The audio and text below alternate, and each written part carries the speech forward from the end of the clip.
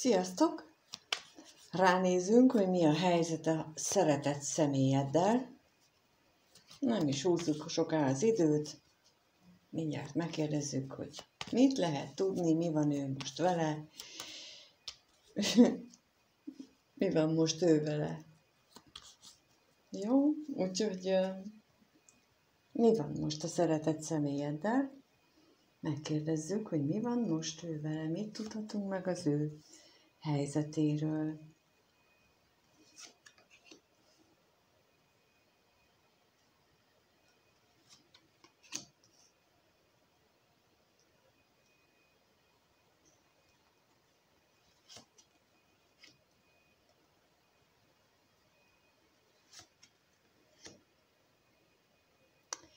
Kijött a hűség, a vágy, az ellenség, a betegség és a remény. Ez a személy kitartóan vágyakozik valamire. Vagy vágyakozik valamire, vagy a testi vágy benne olyan nagyon erős, amivel nehezen birkózik meg. Mert középen az ellenség lapja az azt is jelenti, hogy nem csak külsőleg lehetnek, tehát a körülötte a körülmények lehetnek ellenségesek vele, hanem saját magával is. És lehetséges, hogy pont ez az, hogy olyan erős vágyak vannak benne, ő pedig megpróbálja leküzdeni olyan mértékben, hogy szinte már belebetegszik. Ugyanakkor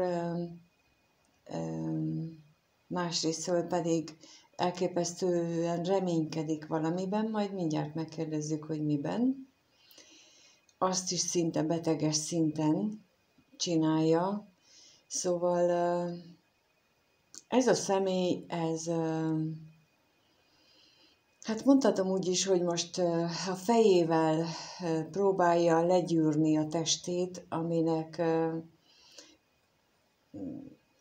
szinte egyenes következménye lesz, ha ezt hosszú távon csinálja, hogy valóban fizikai betegséget okoz magának, mert mind a vágyak, mind a reményeknek a legyőzése, leküzdése, ha kívülről jön, ha belülről jön, a lényeg az, hogy, tehát itt az ellenségre utalok, hogy szinte mindegy, hogy kívülről történik ez vele, az, hogy a körülmények áldozatává válik, vagy önmaga okozza a saját áldozatiságát, attól még ez betegséghez vezet, mert teljesen ellentmond az ő belső lényének. Megkérdezzük akkor, hogy mire vágyik ez a személy, mire vágyik ilyen nagyon, mi az, ami az ő vágyát.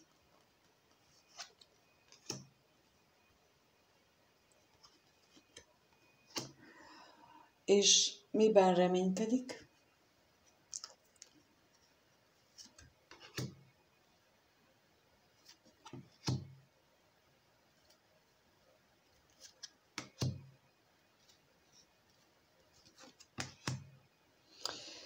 Hát kijött a vágyra a szerencsétlenség, az utazás és a szerelem, amiről beszéltem. Tehát, hogy ő titkon, vagyis hát arra vágyik, és itt nagyon tüzes szenvedéllyel, hogy ő végre megengedje magának a szerelmet. És ezt nagyon kitartóan csinálja. Tehát, hogy biztos, hogy ha külső akadályozó körülmények is vannak, de hogy ő belülről is akadályozza magát, ebben teljesen biztos vagyok. Tehát olyan erősek benne ezek a vágyak, amivel ő nem tud egyenlőre megbirkózni, és ezért azt az utat választja, hogy fejben legyűri a vágyait. Mert a reményre pedig megint csak kijött a kevés pénz, a bíró, a gondolat és a házasság. Olyan, mintha itt valamitől el akarna válni, de a gondolatai megakadályozzák, mert beékelődik a bíró és a házasság közé a gondolatok, az ész, az ego, és kevés esélyt ad annak, hogy ez megvalósul, és mégis. Tehát ott van, és azért ad kevés esélyt neki, mert ott van a gondolatok. Itt megjelennek nagyon szépen tisztán az, amit az előbb a vágynál is mondtam, hogy ő fejből felülírja az összes létező érzését, az összes benne lévő vágyat, reményt, tehát mindent, amit az ő lénye kívánna és szeretne, azt ő úgy gondolja, hogy ő fejjel megoldja, és továbbra is agyban gondolja ki az életét, az, hogy mi a jó neki, vagy szerinte mi a jó neki. Ami, mint látjuk, már most is eléggé beteges, de még akár az is lehet, hogy már elkezdődnek nála a fizikai betegség megnyilvánulásai. És ilyenkor orvoshoz szoktunk szaladni, pedig valójában csak meg kellene nézni magunkat, hogy mi az, amit a lényünkkel szemben ellentétesen cselekszünk. Tehát megnézzük most azt, hogy ő mit gondol, úgy általában véve, mint gondolkodik, mi az, ami az ő gondolatait lefoglalja mostanában, mi az, ami az ő gondolatait lefoglalja,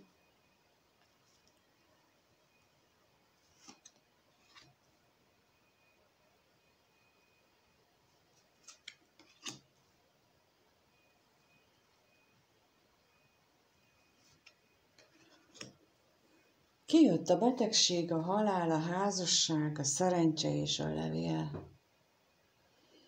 Ebből azt érzem, hogy ő úgy gondolja, hogy ő betegesen sokat gondol egy válásra. Amit ő úgy érezne meg, hogy szerencsés lenne, egy elválás, egy válás. Tehát ha itt nem mindenkinél van az a szituáció, hogy harmadik személyes szituáció, itt bármilyen vállás lehet. Például lehetséges az, hogyha fiatalabb és még a szülői házhoz kötődik. De nem kell fiatalabbnak lenni, mert idősebb korban is van, aki még nem tudott leválni a szülői házról, még mindig az anyuka vagy az apuka irányítja az életét. Itt ez is benne lehet ebben a dologban, tehát, hogy ez a vállás, én most ilyet is érzek, mivel hogy sokan vagytok. Alapesetben persze ez egy kapcsolatnak a végleges megszakadását jelenti, ami már nagyon beteges, ami már nagyon nem működik, és ami igazán szerencsés lenne, és amiről valakivel szeretne beszélni is, itt a levéllel a végén, de megkérdezzük, hogy mit jelent itt a betegség, az ő gondolataiban mi ez a betegség, mire utal itt ez a betegség. Kijött rá a szerelem és a hűség, hát ezt nagyon nem kell mondani, tehát, hogy ő belebetegszik abba az érzésbe, ebbe a szeretet érzésbe. És de a házasságra kérnék szépen, hogy ez itt mit jelent, mit tudhatunk meg róla pontosabban. Tehát itt a halál és házassággal kapcsolatosan mi az, amit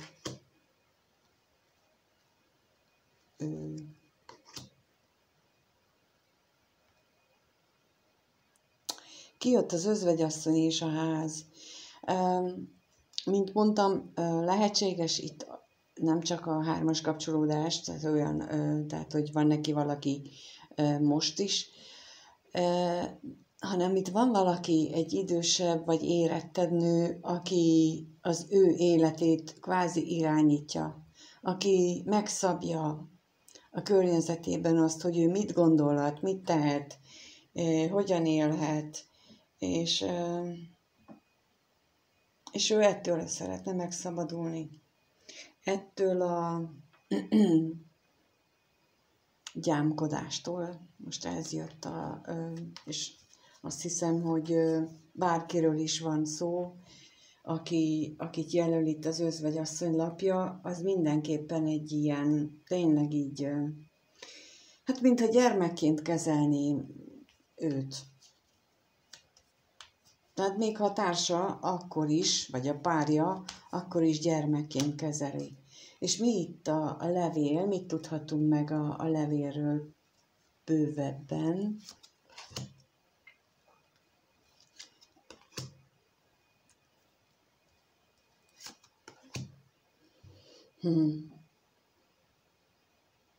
Kijött rá a váratlan öröm, az ellenség és a gondolat. Nagyon sokat gondolkodik azon, hogy hogyan lehetne ezeket az akadályozó körülményeket varázsütésszerűen megváltoztatni, jobbra fordítani. Mit tehet ő? Rengeteg gondolat van benne is, és rengeteg érzés, aminek ő a gondolatokkal ellentáll. És itt nem kérdezem meg, mi a tudatalattia, mert egyértelműen ő már a felszínre hozta magában az érzéseket, a vágyait, hiszen most már úgy tűnik, hogy elfogadta, hogy van egy olyan helyzet, amivel ő neki meg kellene birkóznia, de, mint láttuk az előbb, a helyzeténél még nem tud megbirkózni. Viszont mit érez, megkérdezzük, hogy milyen érzések vannak ezek után benne, mik azok az érzések, amik őt a napjait meghatározzák, milyen érzések vannak a szeretett személyedben, milyen érzések vannak.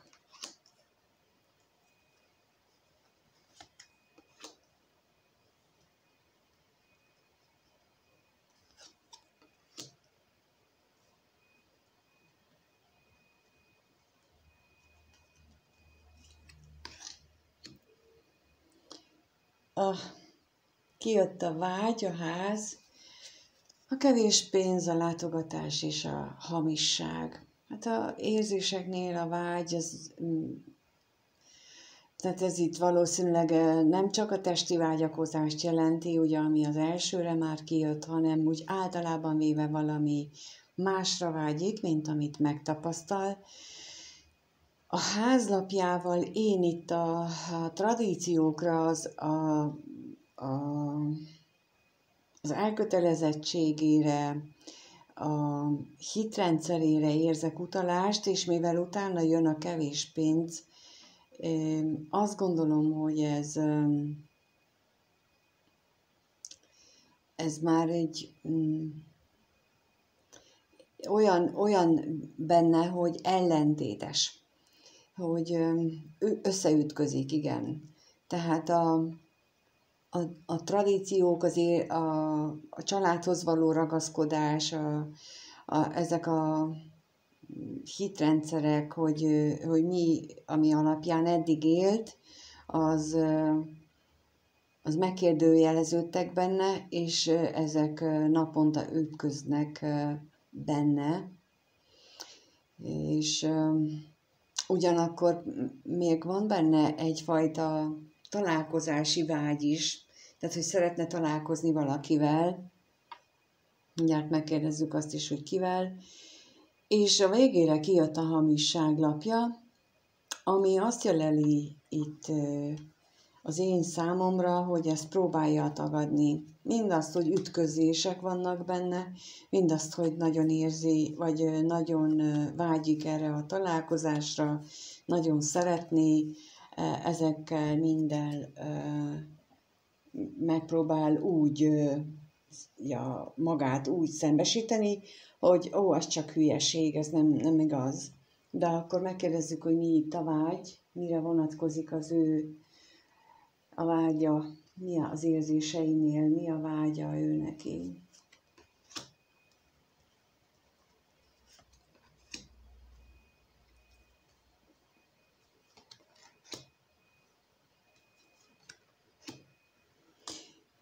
Mi a kevés pénz?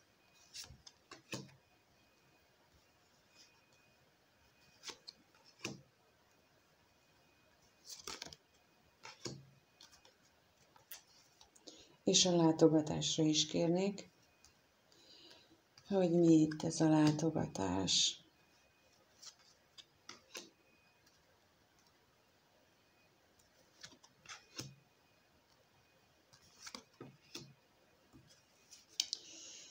És a hamisságot is megkérdezzük, hogy mi az, ami álnok és nem igaz itt ebben.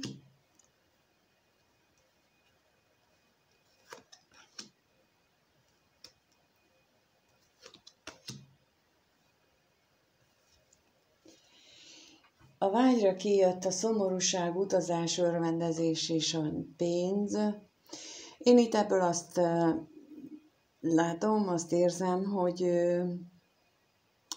itt a szomorúságot egy nőre érti, egy világos hajú nőre, nem, mert természetesen nem a szomorúságra vágyik, hanem egy nőre, akivel nagyon-nagyon szeretne boldog lenni. Nagy boldogság lenne neki vele lenni, és erre vágyik nagyon. A kevés pénzre kijött a remény, a katonatiszt és a levél. Kevés reményt táplál az iránt, hogy lesz valami kommunikáció valakivel, tehát valamilyen szerződés, vagy akár itt munka is bejöhet az érzéseiben, hiszen általános érzésekre kérdeztünk rá.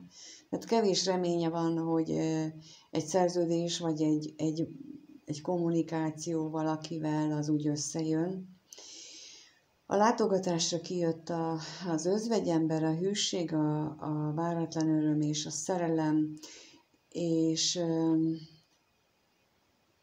azért szeretne itt egy találkozást, mert nagyon magányos, és nagyon-nagyon bízik abban, hogy jóra fordulnak a dolgok, és megengedheti, vagy igen, tehát, hogy megélheti ezt a szerelmetes érzést, ezt a szeretetérzést. És a hamisságra is megkérdeztem, hogy mi ez a hamisság, és ott kijött a szerelmes nő, a házasság és az ajándék. És nekem ez nagyon passzol ahhoz az előző sorhoz, és az előző sorokhoz, vagy kérdésekre adott válaszokhoz, amit mondtam, hogy ő nem mond magának igazat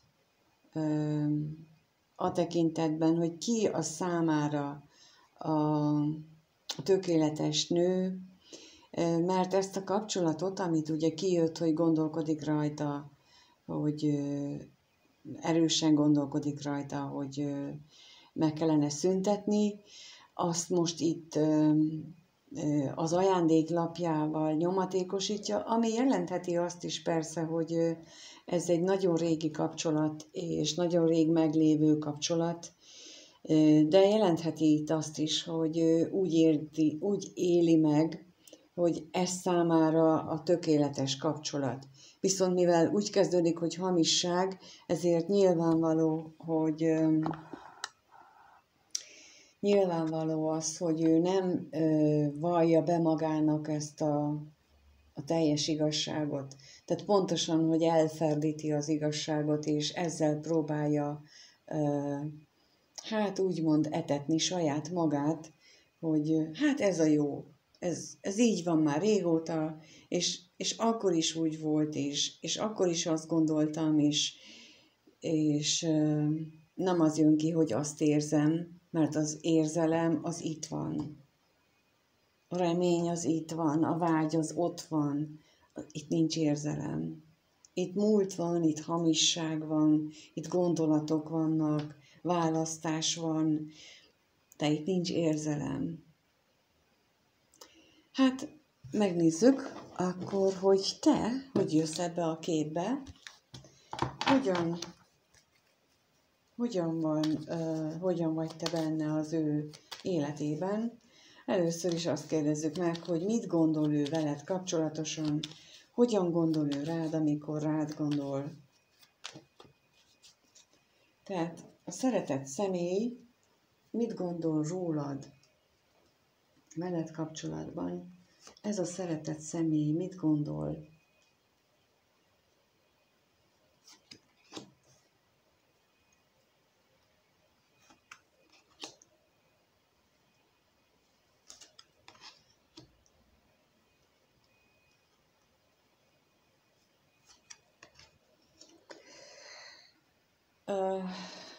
Kijött az özvegyember, a házasság, a szomorúság, a bosszúság és az állandóság. Veled kapcsolatosan úgy éli meg, hogy ő magányos, nélküled, és te is szomorú vagy. Mert van köztetek ez a kapcsolat, ez az ő kapcsolata. És akkor itt megint értsétek úgy, ahogyan van, de hát, hogy nem feltétlenül a harmadik, tehát, hogy van neki egy házassága, vagy egy tartós kapcsolata, hanem van egy olyan kötődése, így fejezem ki, ami közétek áll.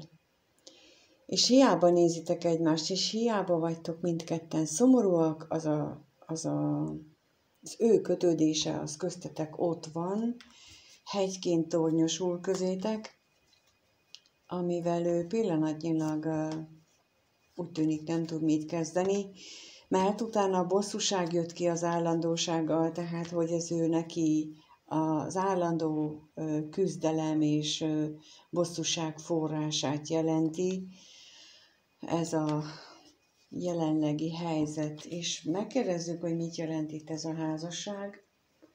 Hát, ha meg tudunk róla valami bővebbet, hogy mi az, ami az ő veled kapcsolatos gondolataiban megnyilvánul. Kijött rá a katonatiszt és a szerelem, amit mondtam.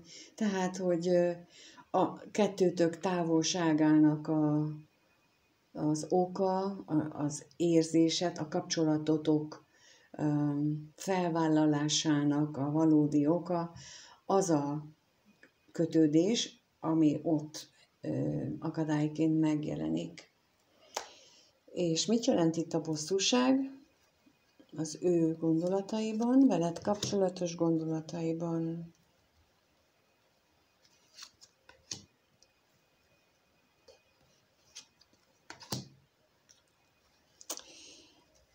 Kijött a levél, a kevés pénz és a remény. Szeretne veled beszélni, de nem igazán hisz benne, hogy ez létrejöhet. Tehát nagyon sokat dühöng emiatt, hogy ott van köztetek ez az akadály, ennek ellenére nagyon szeretne veled beszélni, de úgy tűnik, hogy egyenlőre még benne nagyobb ez az akadály, mint hogy meg tudná ugrani, vagy megtalálná a megoldást, hogy hogyan tudtok ti erről kommunikálni. Hát, lássuk, hogy milyen érzései vannak veled kapcsolatosan. Mit érez ő irántad? Mit érez ő irántad? Milyen érzései vannak neki veled kapcsolatban? Mit érez ő irántad, ez a szeretett személy? Mit érez ő irántad?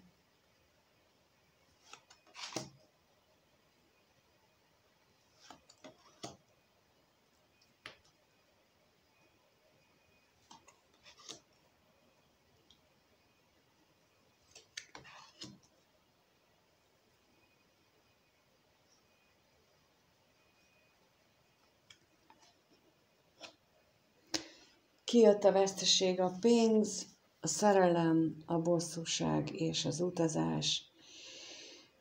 Hát egyes esetekben azt érzi veled kapcsolatosan, hogy ő elvesztette a nagy szerelmét, hogy ha ti nem vagytok együtt. Tehát, hogy és úgy látszik, hogy az eddigiekből is, hogy nem vagytok pillanatnyilag együtt, valamilyen akadályozó tényezők vannak, tehát, hogy a hiányod az ő nagy szerelmének a hiánya, és emiatt ő nagyon bosszús, emiatt ő nagyon bánatos, és ugyanúgy, mint az előbb a gondolatoknál, ugyanazon a helyen jött ki. Tehát nagyon nagy belső csatát vív veled kapcsolatosan. Megkérdezzük, hogy mit jelent itt a bosszúság. Mit tudhatunk meg a bosszúsággal kapcsolatosan? Mi miatt bosszus veled? Miattad? Mi az, ami miatt bosszankodik ő?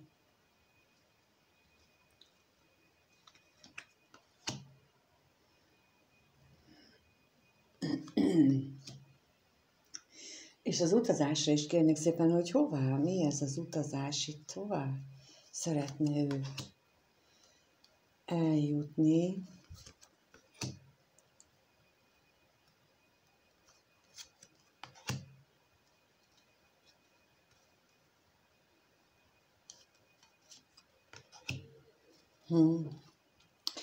A bosszúságra kijött a katonatiszta halál, az ellenség és az üzenet. Hasonló, mint az előbb, szeretne beszélni veled, szeretne kommunikálni, mert megszűnt köztetek, úgy tűnik, mind a kommunikáció, mind mindenféle kapcsolódás. Nem kis részben a környezeti, de az ő belső szabotázsával, a belső ellenállása miatt is. Az utazásra pedig kijött a kevés pénz, a szerencse, a tolvaj és az örvendezés. Hát amiatt bosszus ő valójában, mert úgy tűnik számára, hogy egyre szerencsétlenebbül alakulnak a dolgai, már nincsen még felszínes öröm sem az életében, és ő úgy érzi, hogy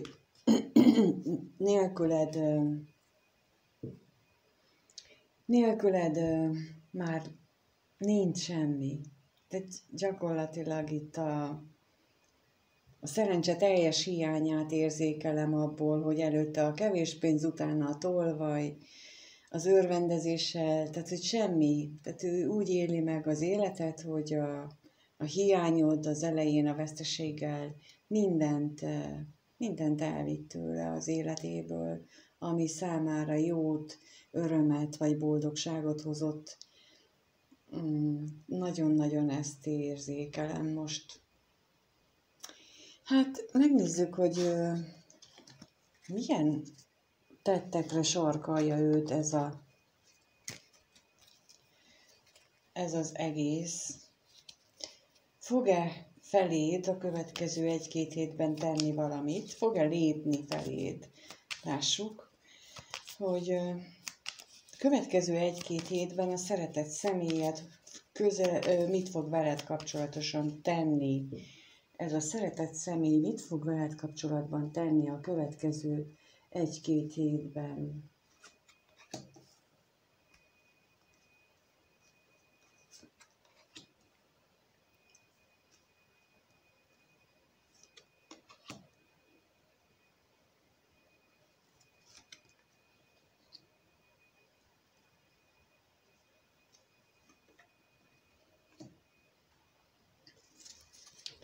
Kijött a pénz, a hamisság, a kevés pénz, a veszteség és az üzenet. Gyakorlatilag az érzéseinek, az előbbi érzéseinek a kivetítése. Úgy tűnik nekem ezekből, hogy nagyon nem lesz itt közeledés, mert nem látható az, hogy ő hajlandó lenne szembenézni a saját áltatásával.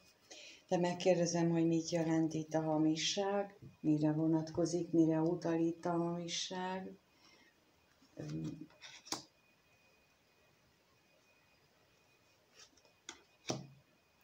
És a kevés pénz.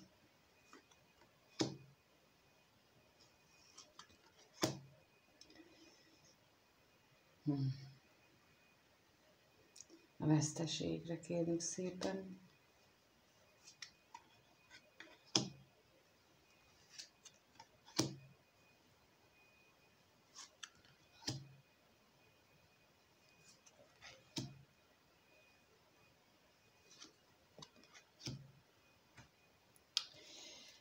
A hamisságra kijött a bíró és a ház.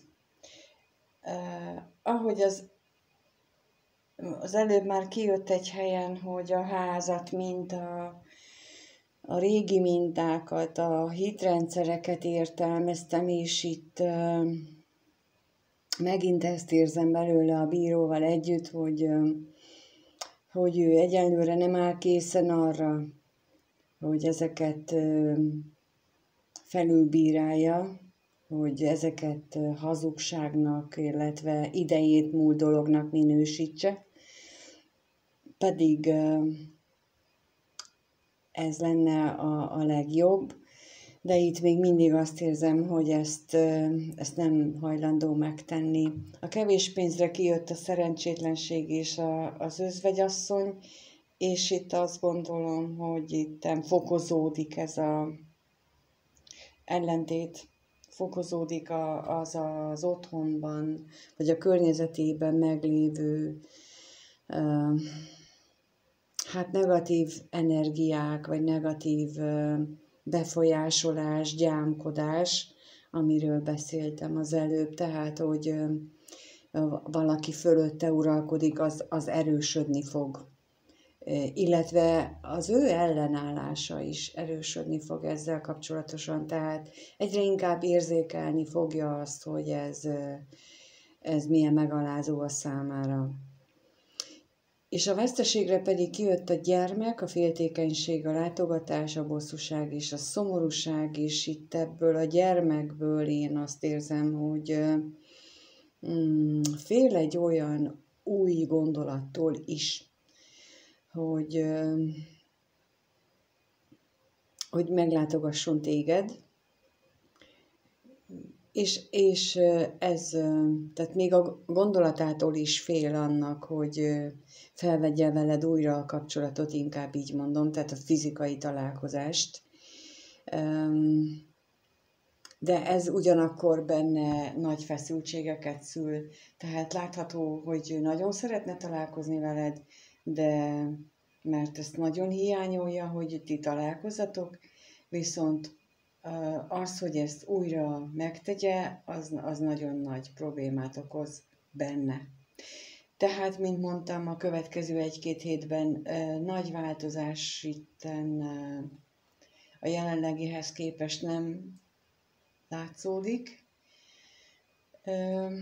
Ő tovább küzd magában, de ezen senki így kívülről nem tud segíteni. Ezeket a csatákat neki kell magának megvívnia. És neked pedig azt kívánom, hogy legyen erőd ezt kivárni, elviselni, élni mellette a saját életedet, dolgozz magadon. Ha tényleg erős ez a kapcsolat, vagy legalábbis a te részedről is olyan erős, mint az övé, akkor a te plusz energiádból tud neki segítségként átmenni. Most nagyon támogatják az égiek is ezeket a dolgokat, hogy akik összetartoznak, akkor azok le tudják küzdeni az akadályaikat, és én azt kívánom mindenkinek, hogy ez sikerüljön. És köszönöm, hogyha itt voltál, ha feliratkozol, ha lájkolsz, ha megosztod a videót, ha bármit teszel. Mindent köszönök, és minden jót kívánok nektek, sziasztok!